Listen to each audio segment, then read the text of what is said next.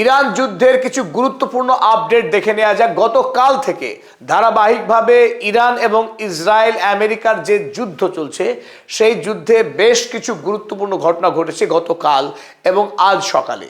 প্রথম সবথেকে গুরুত্বপূর্ণ ঘটনা আমরা গতকাল জানিয়েছিলাম আপনাদের, আয়াতুল্লাহ আলী খামেনিকে আজ দাফন করা হবে তার জন্মভূমি রেজা শরীফ কারবালাতে। কিন্তু অত্যন্ত দুর্ভাগ্যজনক খবর, আজ ইরান সরকারের পক্ষে জানানো হয়েছে আয়াতুল্লাহ আলী খামেনির আজ দাফন ক্রিয়া সম্পন্ন হচ্ছে না। কারণ এই যে আমেরিকা এবং ইসরায়েল তারা গভীর ষড়যন্ত্রে লিপ্ত হয়েছে। যেহেতু সর্বোচ্চ নেতার জানাজাতে কয়েক লক্ষ মানুষের সমাগম হওয়ার সম্ভাবনা ছিল, এই বিপুল মানুষের ওপর ইসরায়েল এবং আমেরিকা ইতিমধ্যেই ষড়যন্ত্রে লিপ্ত হয়েছিল সেই বিপুল সংখ্যক মানুষের ওপরে মিসাইল হামলা চালানোর ফলে এটা আশঙ্কা করা হচ্ছিল যে যদি আজ সর্বোচ্চ নেতার দাফন কাফন করা হয় ওই রেজা শরীফে, তাহলে বিপুল পরিমাণে ইরানি মানুষের মৃত্যু হওয়ার আশঙ্কা রয়েছে। তাই তড়িঘড়ি ইরান সরকার সময় মতো সিদ্ধান্ত গ্রহণ করেছে এবং দেশের সকল মানুষকে তারা জানিয়েছে এই মুহূর্তে তারা দেশের সর্বোচ্চ নেতার দাফন কাফন করছে না। উপযুক্ত সময় এলে পরবর্তীকালে আবার দিনক্ষণ স্থির করা হবে। অন্যদিকে দ্বিতীয় যে সম্ভাবনা রয়েছে, আমরা ইতিমধ্যেই জানি যে আয়াতুল্লাহ আলী খামেনির পুত্র মুজতবা খামেনি তিনি দেশের পরবর্তী সর্বোচ্চ নেতা নির্বাচিত হয়েছেন। এখনো পর্যন্ত তিনি দেশের দায়িত্বভার গ্রহণ করেননি। আনুষ্ঠানিকভাবে তিনি দায়িত্ব গ্রহণ করবেন, তারপর তার পিতা এবং দেশের পূর্বতন সর্বোচ্চ নেতা আয়াতুল্লাহ আলী খামেনিকে রাষ্ট্রীয় মর্যাদার সঙ্গে দাফন কাফন করা হবে। এখান থেকেই বোঝা যায় পশ্চিমী দুনিয়ার ইসরায়েল এবং আমেরিকা এই দুই রাষ্ট্র হিংস্রতায়, তাদের যে পাশবিকতায় কোন পর্যায়ে যেতে পারে। আন্তর্জাতিক যুদ্ধের সমস্ত নিয়ম ভেঙে অন্যায় করে ইরানে হামলা চালানো হয়েছিল। অশীতিপর বৃদ্ধ নেতা আয়াতুল্লাহ আলী খামেনিকে নিজের বাসভবনে কা পুরুষের মতো তাকে খুন করা হয়েছে। দেশের প্রাথমিক বিদ্যালয়ে 160-এরও অধিক কচিকাঁচা ফুলের মতো পবিত্র মেয়েদেরকে নিষ্ঠুরভাবে খুন করেছে আমেরিকা ইসরায়েল। এবার তারা ষড়যন্ত্র করছে জানাজাতে শরিক হওয়া নিরীহ মানুষকে খুন করবার এই ভয়ঙ্কর ষড়যন্ত্রে। ফলে এই মুহূর্তে ইরান সরকার বাধ্য হয়ে দেশের সর্বোচ্চ নেতার দাফনকেও পিছিয়ে দিতে হলো এই হিংস্র আগ্রাসী আমেরিকা এবং ইসরায়েলি ষড়যন্ত্রের কারণে। এটা মানব জাতির ইতিহাসে এক নির্লজ্জতম, এক ঘৃণ্য দৃষ্টান্ত হয়ে থাকলো আমেরিকা এবং ইসরায়েলের এই পৈশাচিকতায়। যে কথা আমরা বলছিলাম যে ইসরায়েল এবং আমেরিকা তারা পৃথিবীর কোনো আইন মানে না, পৃথিবীর সমস্ত আইনকে তারা পায়ে গুড়িয়ে দিচ্ছে। আমরা জানি ফিলিস্তিনিদের উপরে কি নির্মমভাবে বিগত ৭৬ বৎসর ধরে অত্যাচার চালিয়ে আসছে ইসরায়েল। আর সেই অত্যাচারে আমেরিকা এতদিন ধরে ধারাবাহিক অস্ত্র অর্থ দিয়ে সহযোগিতা করে এসছে। তাই তারা যে গণতন্ত্র নয়, তারা লুণ্ঠন চায়। ইরান হামলা করবার আগে তারা বারবার দাবি করেছিল ইরানে তারা গণতন্ত্র ফেরাতে চায়। আয়াতুল্লাহ আলী খামেনি তিনি স্বৈরাচারী শাসক, ইরানের মানুষ তারা নাকি গণতন্ত্র চায়। আমেরিকা এবং ইসরায়েলের কাছে কাতর প্রার্থনা করছে ইরানের মানুষ যে তারা যেন ইরানে গণতন্ত্র প্রতিষ্ঠায় সাহায্য করে। এই জন্যে তারা এসেছে বম নিয়ে, মিসাইল এবং F-35 প্লেন নিয়ে, Abraham Lincoln USS Gerald Ford যুদ্ধ জাহাজ নিয়ে। এই জন্য তারা ইরানে হামলা চালিয়েছে। কিন্তু আসল চিত্র খুলে গেছে শনিবারে আমরা দেখলাম যে স্কুলে তারা বোমা হামলা করলো। শুধু স্কুল নয়, ইতিমধ্যেই ইরানের 174টি শহরে নিরীহ মানুষের উপর তারা ধারাবাহিক বোমা বর্ষণ করেছে। হাসপাতাল পর্যন্ত রক্ষা পায়নি এই বর্বর সেনাবাহিনীর হাত থেকে। শনিবার থেকে শুরু হওয়া যুদ্ধে ইতিমধ্যেই ইসরায়েল এবং আমেরিকার যৌথ এই সৈন্য বাহিনীর তারা আক্রমণ চালিয়েছে 636টি জায়গায়। ইরানের 636টি জায়গায় 1332 বার ইতিমধ্যেই তারা বম্বিং করেছে। এই বম্বিংয়ে ব্যাপক ক্ষয়ক্ষতি হয়েছে, যার মধ্যে 105টি ছিল সাধারণ মানুষের বসবাস করা জায়গা। সাধারণ মানুষ যেখানে বসবাস করে, জনগণের বাস করা জায়গায় তারা বম্বিং করেছে। স্কুল হাসপাতালের মতো জায়গাতে এই পিশাচ সেনাবাহিনী তারা আক্রমণ চালিয়েছে। 14টি মেডিকেল ফ্যাসিলিটি ভারতবর্ষের মহাত্মা গান্ধীর নামে নামাঙ্কিত গান্ধী হসপিটাল তেহরানের, সেখানেও বম্বিং করে গুড়িয়ে দিয়েছে এই আমেরিকা এবং ইসরায়েলের যৌথ বাহিনী। এখনো পর্যন্ত ইরানের মোট 1034-এরও অধিক মানুষ প্রাণ হারিয়েছে এই যুদ্ধে।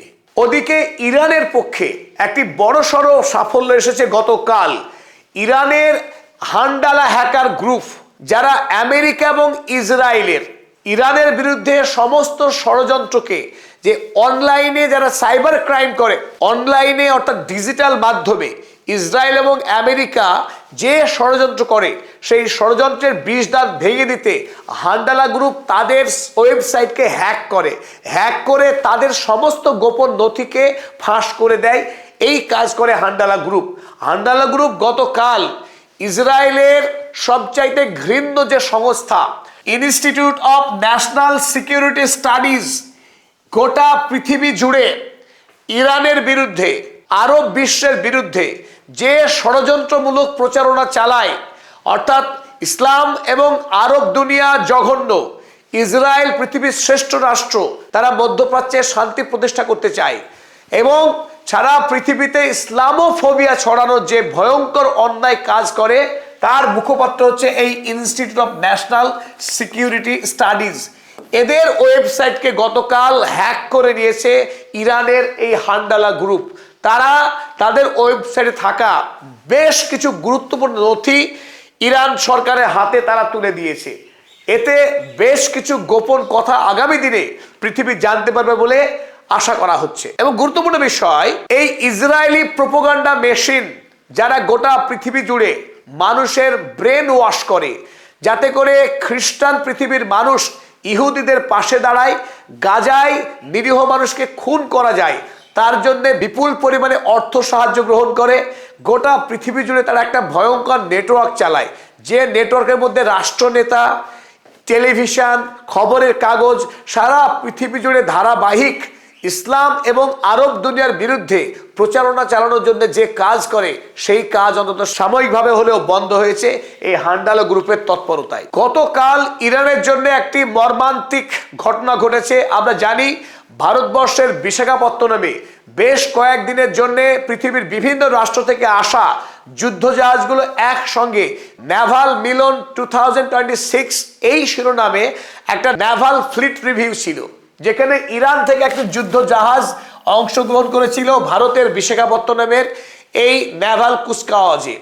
সেখান থেকে ফেরার পথে যখন ভারতের জলসীমা অতিক্রম করে এই ইরানের যুদ্ধ জাহাজ ইরিশ দেনা যখন ভারত মহাসাগরের দিকে এগিয়ে যাচ্ছিল ইরান যাওয়ার অভিমুখে, তখনই সমুদ্রের তলা থেকে টর্পেডো আক্রমণ করে মার্কিন নৌসেনারা ধ্বংস করে দেয় এই ইরানের জাহাজ।